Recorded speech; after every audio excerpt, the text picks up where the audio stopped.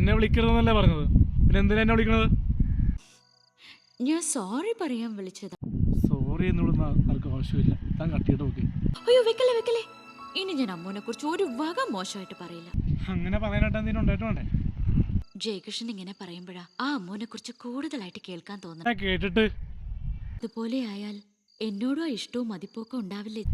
ശ്രമിച്ചുണ്ടാവേണ്ടതല്ല, ജന്മങ്ങളുണ്ടാവുന്ന സ്നേഹം. ഞാൻ അമ്മൂനെ പോലെ ആകാൻ ശ്രമിക്കുന്നത് ഇഷ്ടമല്ലാന്നുണ്ടോ? കുട്ടിക്കൊന്ന് ചിന്തിക്കാൻ പറ്റുമോ?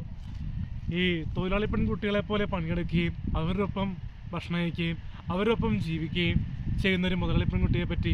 അതാണ് നമ്മുടെ പൊന്നൂർക്കടവിലെ അശോകൻ ചേട്ടൻ്റെ മോള് അമ്മു. ഒരു കാലത്ത് ആളുകൾ അടുത്തിയെല്ലാം പറയുന്ന ഒരു ചട്ടമ്പിയായിരുന്നു അശോകേട്ടൻ. ആ അശോകേട്ടനെ ഇങ്ങനെ മാറ്റിയെടുത്തത് ഈ അമ്മുവാ. ഇപ്പൊ പൊന്നൂർക്കടവുകാർക്ക് ഇപ്പൊ കാണപ്പെട്ട ദൈവമായിരിക്കും അശോകേട്ടൻ.